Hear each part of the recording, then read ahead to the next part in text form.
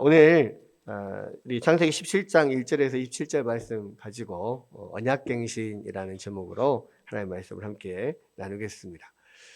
여러분 하나님을 만나 보셨습니까? 아니면 하나님을 경험해 보셨나요? 아니면 인생에서 내가 정말 하나님을 만났다 라고 이렇게 강렬하게 느낀 때가 얼마나 있으실까요? 아마도 우리가 신앙생활을 하면서 하나님을 직접 대면해서 만난 적은 없죠. 그러나 우리의 삶에서 정말 하나님이 나와 함께 하시구나 그렇게 느낄 만한 어떠한 강렬한 경험들은 인생에 한두 번쯤은 아마 있을 거라고 생각이 돼요. 우리는 믿음이 연약하니까 하나님을 인생에 그 강렬하게 경험하는 게 뭐 한두 번 정도라고 생각을 하지만 믿음의 조상 아브라함 정도 되면 항상 이 하나님과 깊이 만남을 이루지 않았을까 뭐 이런 생각을 하거든요. 그렇죠. 근데 여러분 사실은요, 아브라함도 하나님을 그렇게 강렬하게 인생에서 만난 게 몇 번 안 됩니다. 그러니까 아브라함이 하나님을 처음 만난 때가 창세기 몇 장에서 만나죠? 창세기 12장에서 보면 하나님이 아브라함에게 찾아오셔서 아브라함을 부르셔서 본토 아비 친척집을 떠나서 내가 지시할 땅으로 가라 이렇게 말씀을 하잖아요.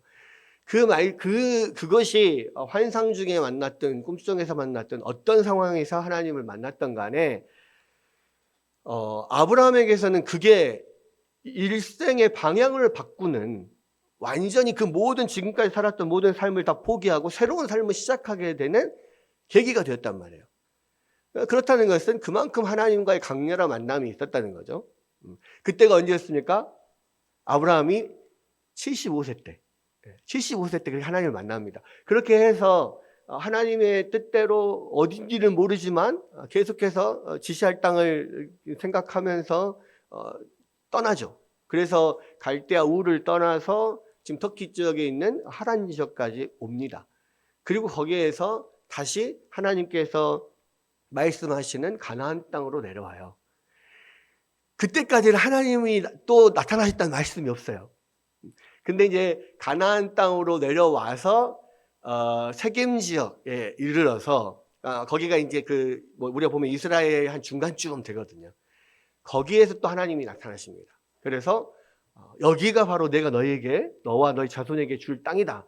그렇게 말씀을 하시죠. 그게 이제 12장이거든요.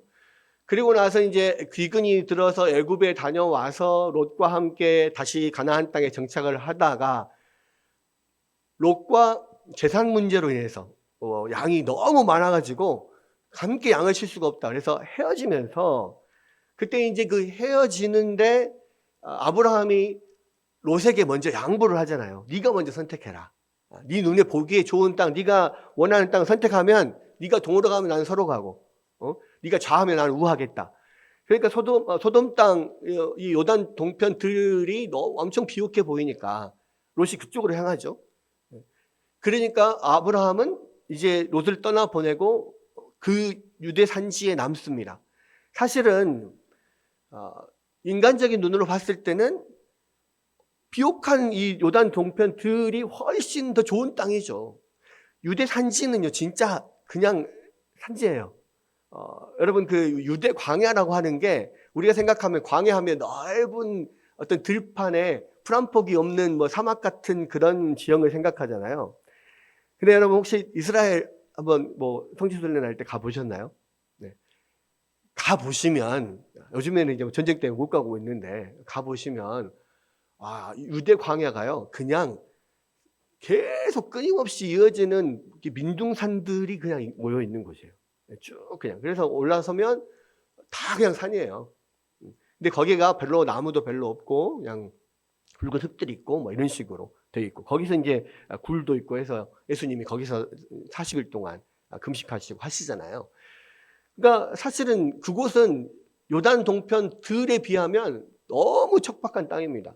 그런데 아브라함은 거기에 있어요. 왜요? 하나님이 이 땅을 너와 자손에게 주셨다고 분명히 말씀하셨으니까.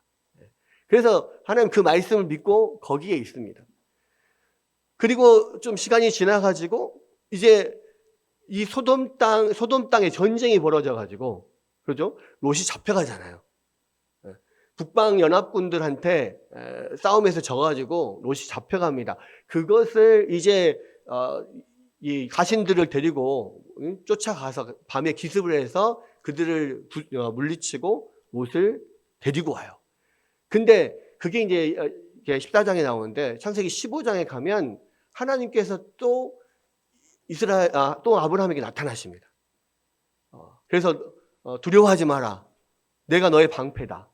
내가 너의 지극히 큰 상급이다. 이렇게 이야기를 하거든요.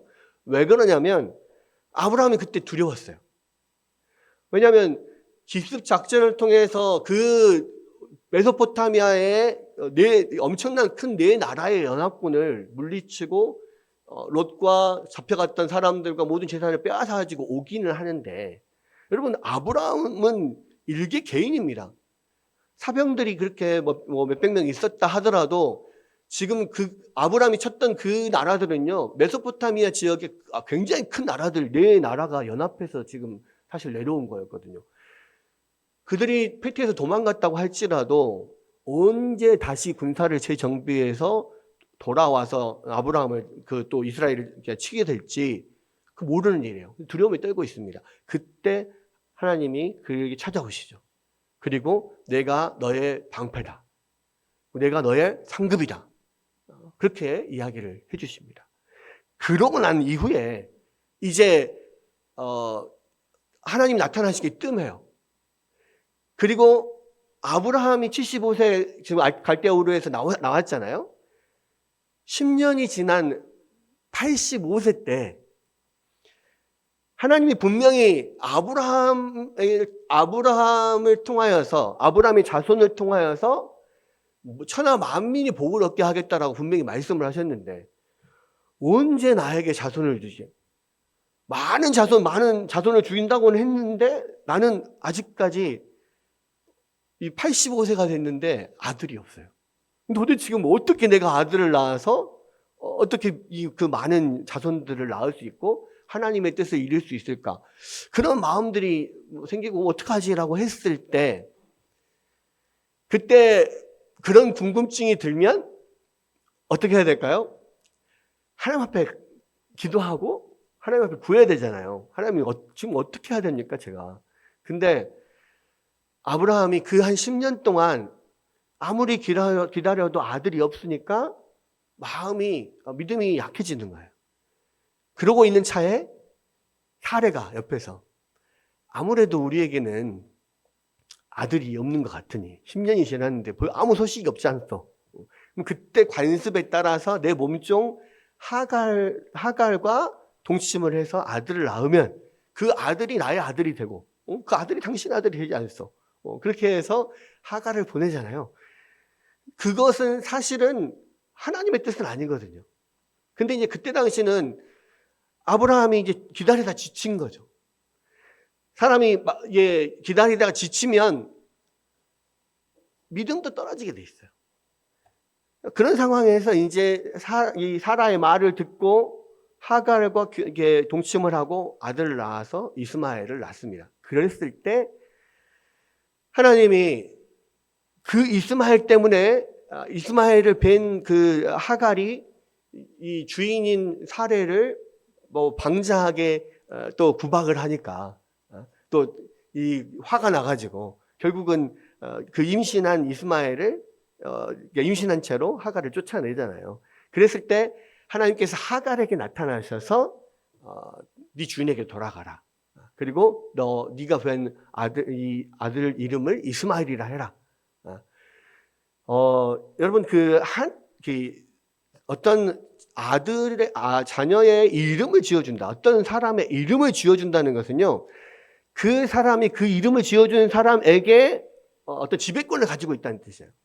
그래서 아들을 낳을 때 아버지가 이름을 지어주거나 그 집안에서 가장 큰 어떤 세력을 가진 어떤 그런 사람이 그 아들의 이름을 지어주거든요. 근데요, 이스마엘은 누가 이름을 지어줬어요? 하나님이 이름을 지어줬어요.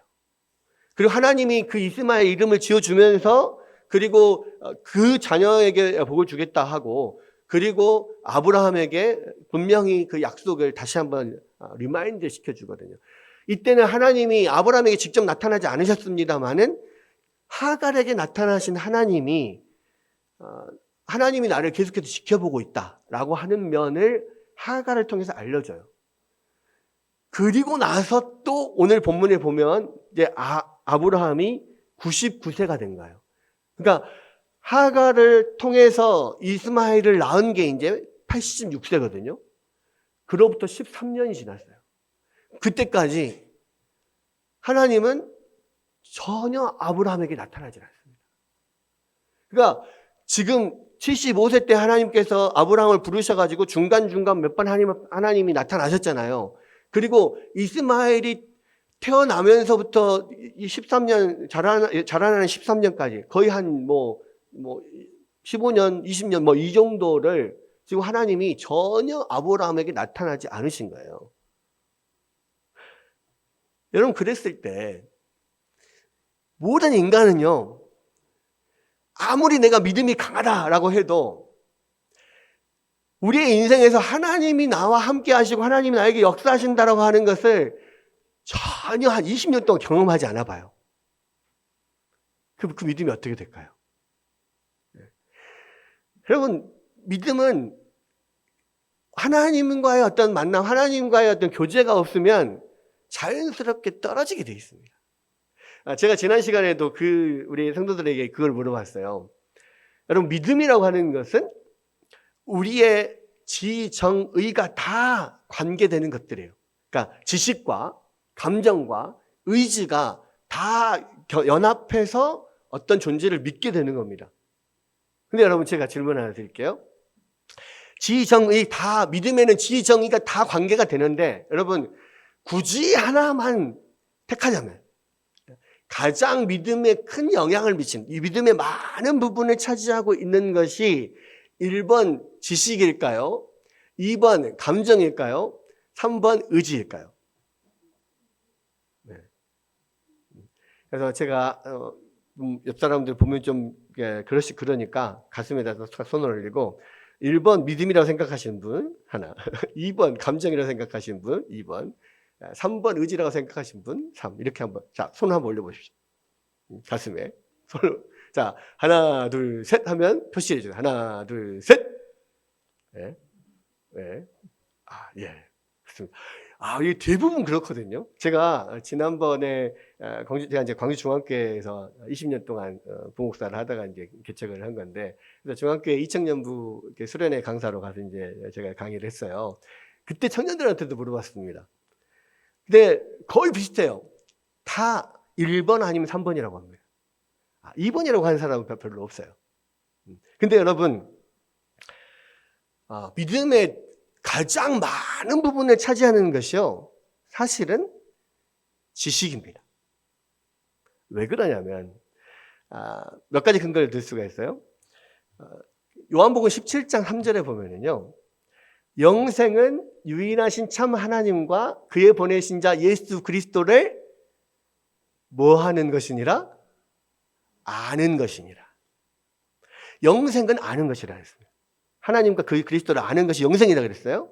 근데 그 영생은 믿음에서부터 믿음으로 받기 때문에 결국 믿음은 아는 것과 가장 유사한 거예요. 첫 번째 근거입니다. 두 번째 근거. 여러분,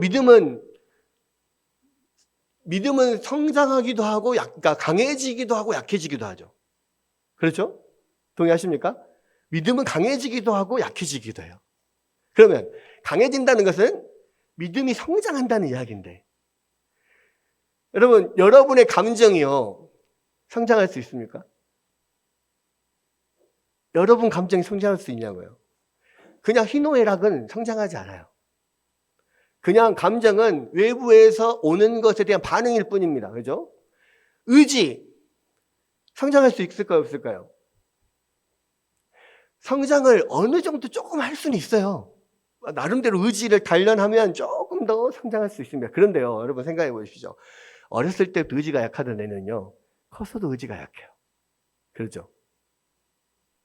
어렸을 때부터 의지가 강한 애는요, 그냥 평생 의지가 좀 강해요, 남들보다. 상대적으로. 근데 상대적으로 강하고 약할 수 있는데요, 그 사람의 의지가 성장을 한다? 이런 경우는 별로 없어요. 근데 여러분, 지식은요, 성장합니까, 안 합니까? 성장해요. 지식은 많이 배우고 많이 공부하면 성장합니다. 고로 믿음이 강해지려면 뭐가 성장을 해야 돼요? 지식이 성장해야 돼요. 그래서 영생은 유일하신 참 하나님과 그의 보내신 자 예수 그리스도를 아는 것이니라. 하나님을 알면 알수록, 하나님에 대한 지식이 많아지면 많아질수록 우리의 믿음은 더욱 성장해질 수 있어요. 물론 믿음은 하나님이 주시는 게 맞습니다.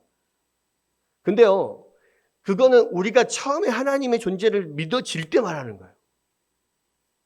또 물론 우리가 믿음을 계속해서 하나님 말씀에 관심을 갖고 또 하나님을 사모하고 그러하고 하나님 붙들려고 하는 믿음도 결국엔 하나님이 주시는 건데요.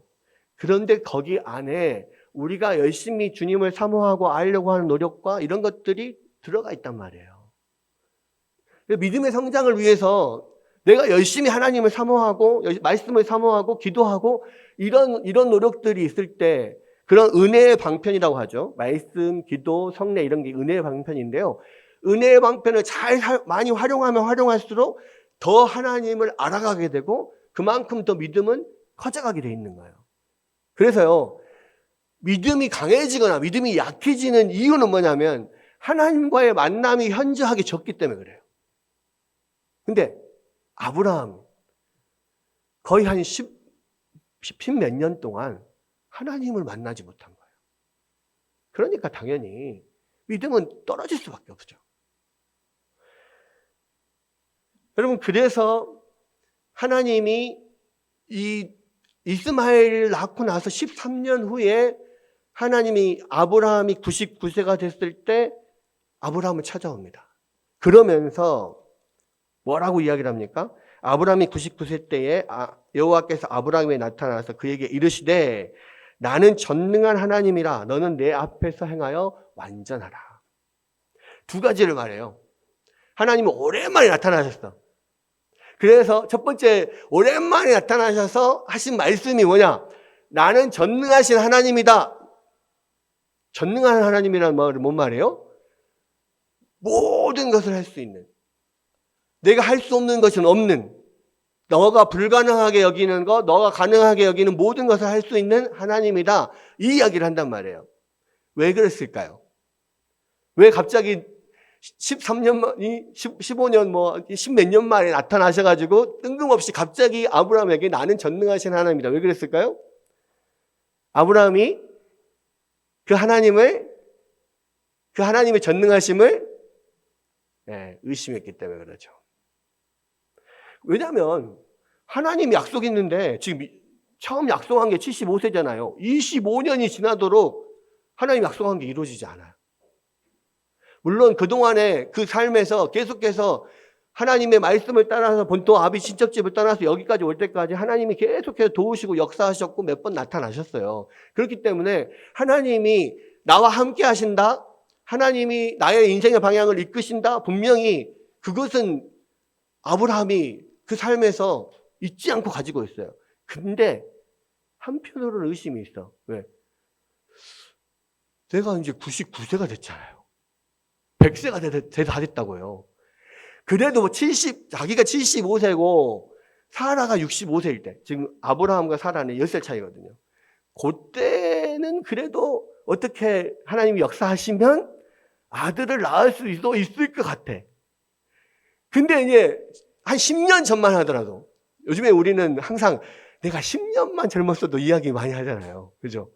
10년 전과 지금 생각해보면 저조차도, 제가 지금 50대 초반인데 10년 전 40대 초반과 지금 제가 생각하면 몸 상태나 여러 가지나 완전 달라요.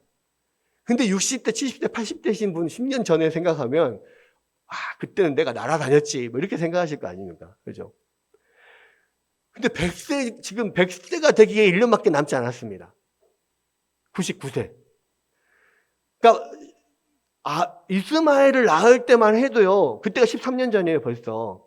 그나마 그때는 하나님이 그래도 어떻게든 아들을 주실 거라고 믿었어요. 그리고 이스마엘을 또 낳았잖아요.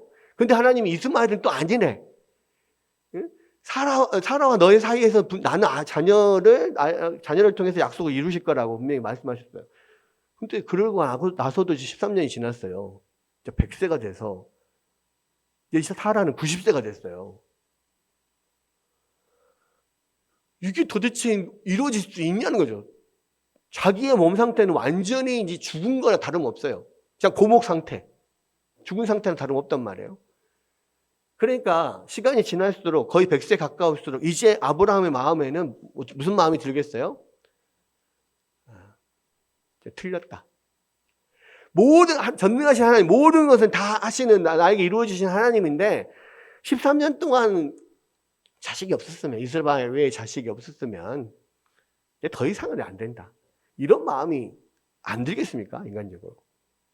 그런데 그때 하나님이 아브라함이 나타나셔서 나는 전능한 하나님이다 이야기를 해요. 너는 너의 상태를 보고 불가능하다 생각하지만 나는 태초에 말씀으로 말을 하면 모든 천지가 창조되는 그런 그런 창조주 아니냐.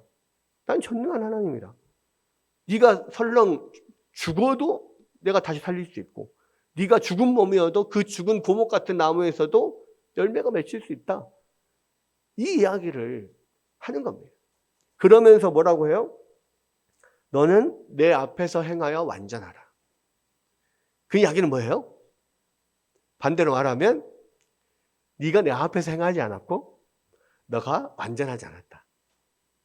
그러니까 이게요, 그동안에 믿음 없이 점점점 그 하나님에 대한 믿음이 약해지고 믿음 없이 계속해서 살아가는 그러한 아브라함을 찾아오셔서 그 믿음을 지적하시는 거예요. 여러분, 우리가요, 하나님 앞에서 어떻게 믿음을 유지하고 어떻게 완전하게 살 수 있을까요? 이건 완전하라는 것은 도덕적인 완전함인데, 사실은 우리가 모든 인간은 하나님 앞에서 도덕적으로 완전하게 살 수 없거든요. 그렇죠. 그러나 하나님은 언제나 우리에게 원하시는 것은요, 내가 거룩하니 너희도 거룩하라요. 우리가 완전할 수는 없습니다. 그러나 그 완전함을 목표로 두고 내가 거룩하니 너희도 거룩하라고 하신 하나님의 말씀에 따라서 그 말씀을 조차 살아야 돼요. 그 목표를 가지고 살아야 되는데 아브라함은 13년 동안 그 목표가 없어져 버려요. 그 목표가 없어져 버렸어요. 그럼 여러분, 그렇게 하나님을 향한 완전함에 이루려고 노력하는 그 삶이 우리 현실에서 어떻게 이루어질 수 있냐? 그게 뭐냐면 내 앞에서 행하라요. 내 앞에서 행하라는 뭐냐? 하나님의 얼굴 앞에서 걸으라 이 말이에요. 하나님의 얼굴 앞에. 이게 뭐냐면 칼빈이 이야기했던 코람데오입니다. 코람데오. 하나님 앞에서 걸어라. 성경에 보면 재미있는 게요, 아브라함에게는요 하나님 앞에서 걸으라 그랬죠. 출애굽기나 모세 오경에 보면 내 뒤에 행하라 그럽니다. 나를 따라서. 그러니까 여기는 before God. 나를 따라서 행하라. after God. 나를 따라와라. 또 에녹이나 노아에게는 뭐라고 합니까? 에녹과 노아는 하나님과 함께 걸었다 그랬어요. 함께 걸었다. 그리고 신약에서는 우리 보고 뭐라고 말씀하세요? 그리스도 안에서 행하라. 근데 이게요, 하나님 앞에서 걷고 뒤에서 걷고 함께 걷고 안에서 걷고, 이것이 결국은 하나님과 동행하는 방법이에요. 근데 그렇게 하나님을 동행할 때, 하나님의 얼굴 앞에서 늘 하나님의 면전에서 사는 것처럼 우리가 살아갈 때 결국은 우리가 이 하나님의 거룩하심을 추구하며 살 수 있는 거예요. 여러분, 우리 신앙생활은요, 제가 말씀을 드리지만 구원은 이미 예수님을 믿는 순간 한 번 받고 끝, 이거 아니에요. 아직 구원은 끝나지 않았습니다. 구원은요, 이미 받았고 지금 이루어가고 앞으로 완성될 거예요. 그래서 우리는 이미와 아직 사이에서 존재한다고 그러거든요.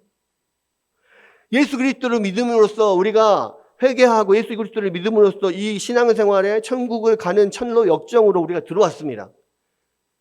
근데 이 천로 역정 입구에 들어왔다고 해서 끝난 게 아니에요. 그 하나님과 함께 걸어야 돼요. 하나님의 말씀 붙잡고 걸어가야 돼요. 어디까지? 천국에 이를 때까지. 그 천국에 이른다는 것은 결국은 우리가 예수 그리스도를 완전히 닮은 그때까지 예수 그리스도를 닮아가야 되거든요. 여러분, 그래서 우리가 하나님 앞에서, 하나님의 얼굴 앞에서 걷는다라고 하는 것은 뭐냐면, 이 완전한 거룩, 완전한 예수 그리스도의 인격을 목표로 두고 그 길을 목표를 향해서 계속 걸어가는 거예요. 계속 예수님을 닮아가는 거예요. 그 예수님을 닮아가는 과정에서 많은 시련과 어려움들이 닥치더라도 그것을 말씀을 의지하고 이겨내고 극복하고 또 깎아지면서 나의 인격이 변화되면서 그렇게 예수님을 계속해서 완전히 닮아가는 곳까지 계속 걸어가는 겁니다. 그랬을 때 우리가 예수 그리스도를 닮은 자로서 변화되어서 천국에 들어가는 거예요. 그래서 우리 신앙생활은요, 이미 우리는 구원받았다 끝 아니에요. 우리는 구원받았고 여전히 구원받고 있고 구원을 완성시켜 나아가야 되는 그 길을 가고 있는 겁니다. 그래서 그 목표가 뭐냐면 예수 그리스도의 인격을 담는 거예요. 칼빈은요, 이 예수 그리스도의 인격을 담는 거를 뭐라고 그랬냐면 성화라고 그랬거든요. 근데 성화에 필요한 게 뭐냐? 두 가지가 반드시 필요하다고 그랬어요. 그게 뭐냐? 하나님의 말씀과 시련, 고난. 그러니까 고난을 계속 받으면서 하나님의 말씀을 붙들 때에 결국은 우리가 예수 그리스도를 닮은 인격으로 변화될 수 있다는 거예요. 하나님께서 아브라함에게 너는 내 앞에서 행하여 완전하라고 말씀하셨던 이유가 그거예요. 완전한 것은 예수 그리스도의 인격을 담는 거고 우리는 그 예수 그리스도의 인격을 담기 위해서 많은 고난들을 받으면서 말씀을 통해 극복하고 이기면서 그렇게 우리의 인격을 깎여 나가야 돼요. 그래서요, 로마서에 보면 하나님께서 우리를 태초에 예정하셔서 선택하신 이유가 나옵니다. 그게 뭐냐면 그의 아들의 형상을 본받게 하기 위해서 우리를 태초부터 선택하셨다, 그렇게 이야기하거든요. 그러니까 구원의 목적이 뭐냐면요, 여러분이 하나님께서 여러분을 택하여 구원하신 목적이 뭐냐면요, 그 아들의 형상을 본받게 하기 위해서예요. 예수 그리스도의 인격을 여러분 담기 위해서 하나님께서 선택하여 부르셨다고. 근데 여러분, 신앙생활 하면서요, 여러분의 인격이 예수 그리스도를 닮아가고 있지 않으면, 여러분이 인격이 계속해서 깎여 나가가지고요, 예수님 닮은 사람으로 변화되어 가고 있지 않으면요, 그것이 여러분이 구원받지 않은 증거입니다.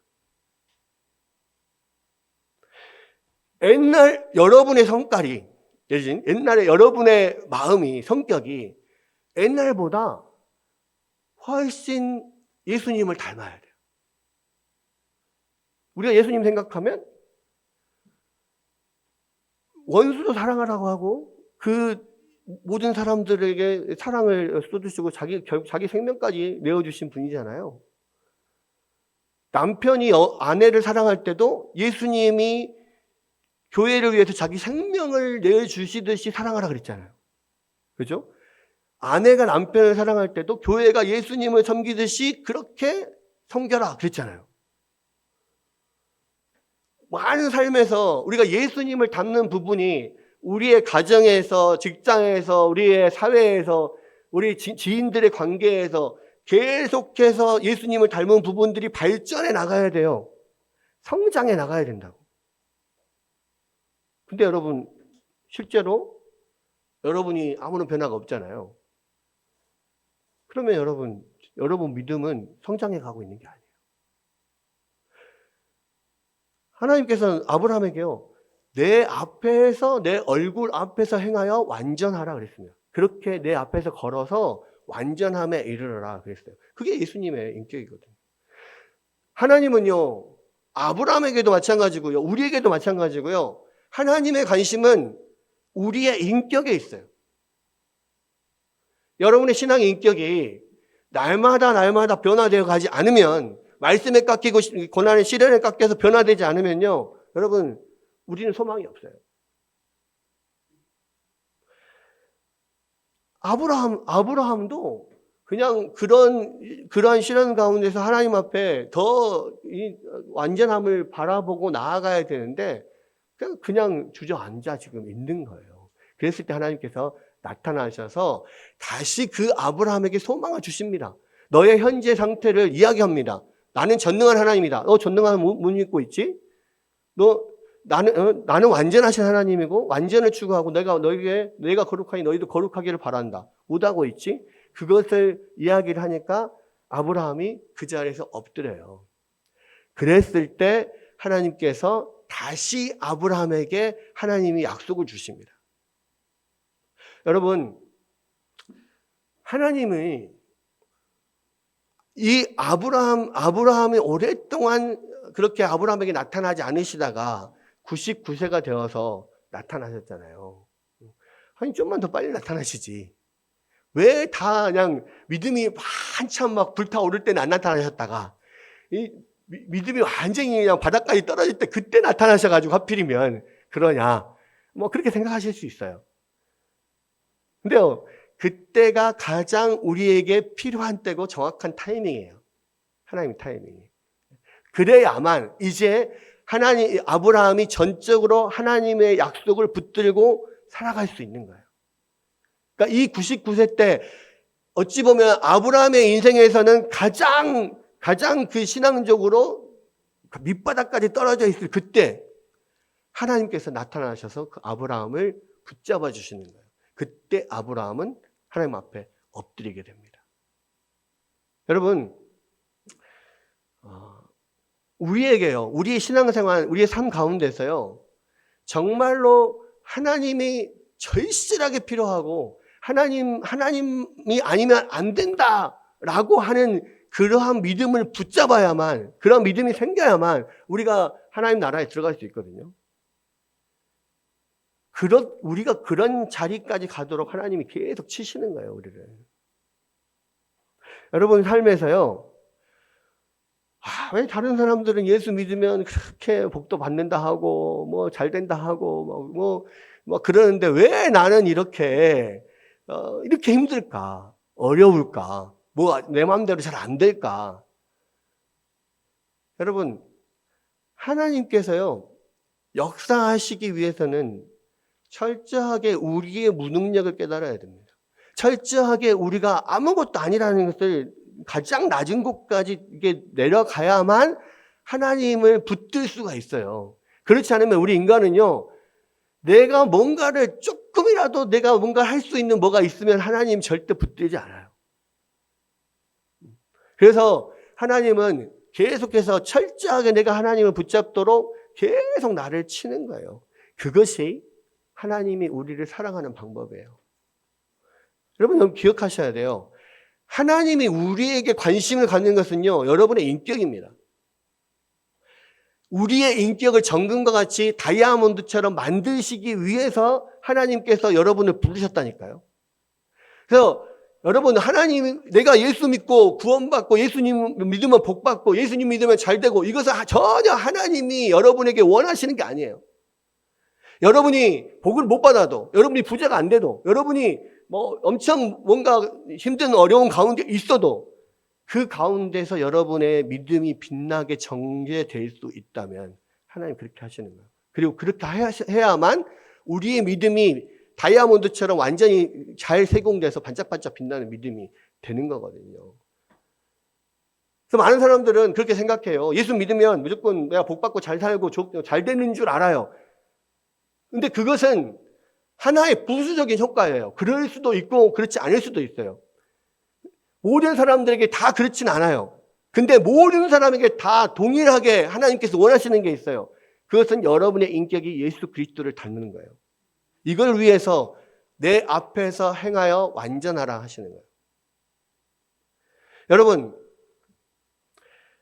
아브라함에게는요, 그렇게 하나님을 붙들 수 있는 증거들이 많지 않았어요. 하나님께서 아예 안 나타나셨지만, 그러나 하나님을 붙들 수 있도록 나름대로 상기할 수 있도록 주신 것은 있어요. 그게 뭐냐? 하나님께서 시청각 교육을 시켰단 말이에요.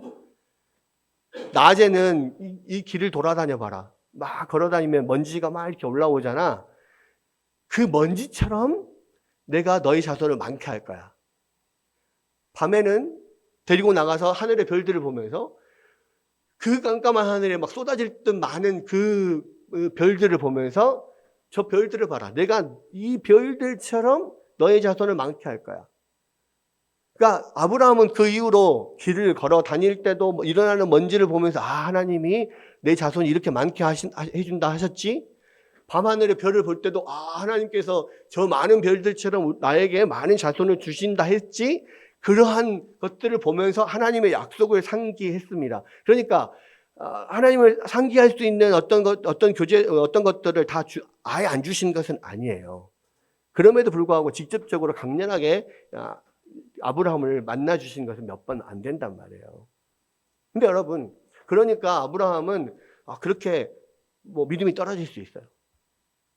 근데 여러분, 우리는요, 하나님께서 하나님의 말씀을요, 이 성경 66권에다가 다 적어가지고 나에게 모든 약속을 여기다 적어가지고 우리에게 주셨어요. 날마다 우리는 이 말씀을 계속해서 보면 하나님의 약속을 계속 되새기고 상기할 수 있어요. 그렇구나. 그래서 우리의 믿음은요, 하나님의 말씀을 읽고 기도하고 계속해서 그렇게 하나님이 주신 것들을 붙잡고 있으면요, 우리의 믿음은 떨어지지 않아요. 근데 문제는 뭡니까? 이렇게 하나님께서 자세하게 적어서 줬는데 평소에 떠들도 보질 않아요. 그게 문제인 거지. 여러분, 아브라함에게 그 약속을 주시고요, 그냥 걸어다니면서 하나님을 생각하게, 약속을 생각하게 하고, 별을 보면서 생각하게 했잖아요. 이제 그것만 가지고는 이게 약발이 다 됐어요. 더 이상은 이 아브라함 감동이 없어. 그러니까 더 강력한 표징을 보여줍니다. 그 표징을 네 몸에다가 새겨버려요. 그게 뭐예요? 할례는 남자의 생식기 끝을 잘라내는 거잖아요. 그러니까 생식기는 생명과 번성의 상징이죠. 그것을 자른다는 것은 하나님 앞에 내 생명을 맡기는 거예요. 그리고 내 하나님 앞에 헌신을 하는 거거든요. 나의 생명을 맡기는 거고요. 그리고 이 성경에는 그 할례를 뭐라고 했냐면 마음의 할례, 마음을 베는 것을 겉으로 표현한 것이 할례다, 이렇게 이야기합니다. 그러니까 할례는요, 내 마음을 베는 거예요. 마음을 벤다는 건 뭐예요? 하나님 앞에 나를 죽여드리는 거예요. 하나님 앞에 내 마음을 나를 베어서 헌신하는 거예요. 그거의 표시가 할례예요. 그래서 할례를 받는 것은요, 결국 하나님 앞에 내 인생을 드리고 내 마음을 드리고 나는 하나님의 것입니다라고 하는 표시입니다. 이게 결혼 반지 같은 거예요. 우리 한국 사람들 요즘에 결혼 반지 잘 안 끼죠. 불편하다고. 근데 미국이나 서양 사람들은 결혼한 사람들은 반드시 결혼 반지를 껴야 되고 빼면 안 돼요. 그것이 서로에 대한 어떤 그런 신이라고 생각하거든요. 근데 어쩔 땐 또 뺐다가 이렇게 넣었다가 하는 분명히 사람들이 있긴 있습니다. 근데 우리나라 사람들 저조차도 결혼 반지를 안 끼고 다니긴 하는데 약간 그런 의미인 거예요. 그러니까 나의 몸에 나는 하나님의 것이고 하나님께 나의 모든 것을 드립니다라고 하는 상징으로 지금 나의 할례를 받게 하는 거예요. 그러면 예전에는 그냥 걸어다니면서 일어나는 먼지 보고 하나님 약속을 생각했죠. 또 하늘의 별을 보면서 하나님 약속을 생각했죠. 그런데 그것은 어쨌든 몸 밖의 거잖아. 나의 몸에다가 하나님의 약속을 새겨버리는 거예요. 그래서 나는 하나님의 것이고 하나님의 약속은 나에게 이루어진다는 것을 내가 믿는 겁니다. 화장실 가면 하루에도 몇 번씩 화장실 가잖아요. 화장실 갈 때마다 확인하는 거죠.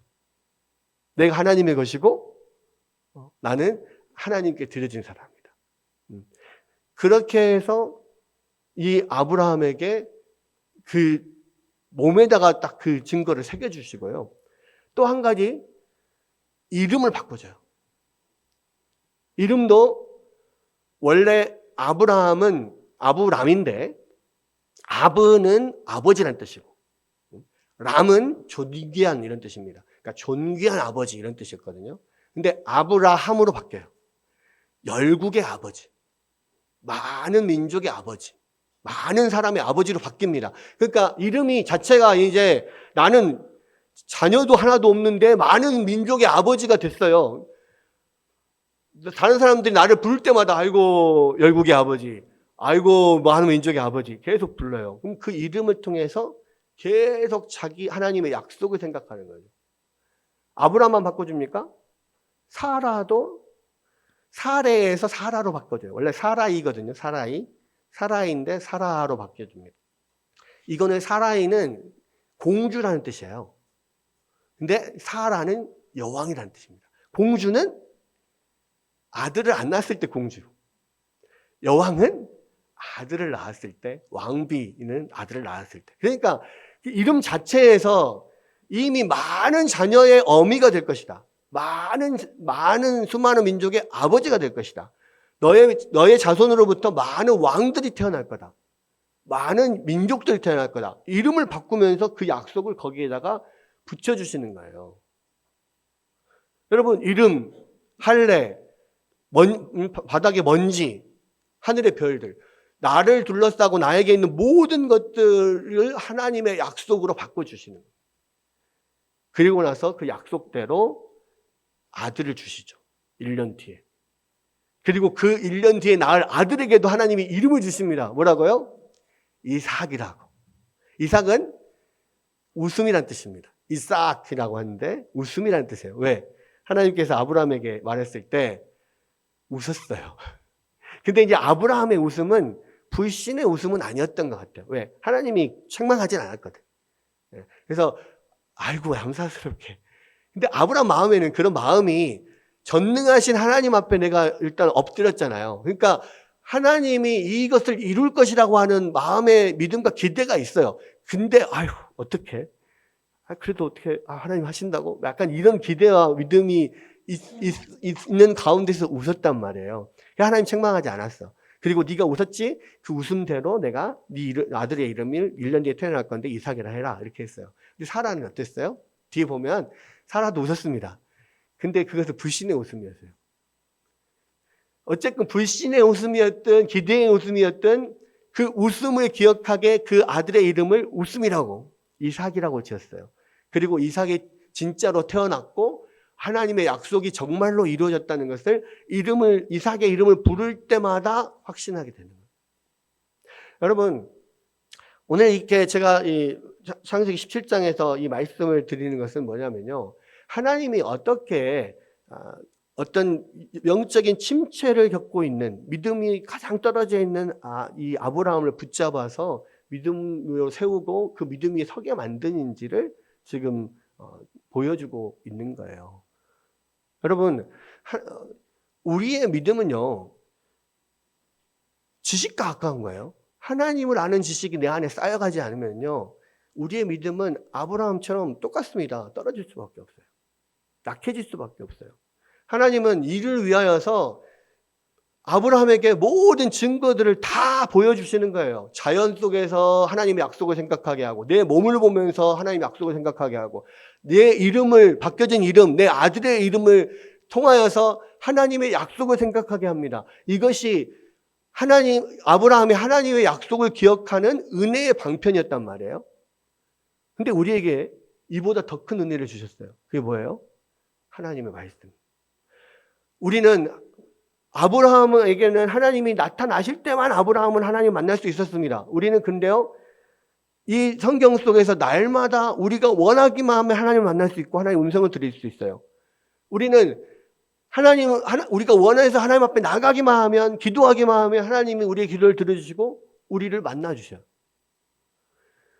그래서요, 여러분, 우리가 하나님 앞에서 우리의 뭔가 신앙이 침체되어 있고 우리가 어떤 믿음이 성장하지 않은 것 같고 그럴 때 우리가 붙들어야 될 게 뭐예요?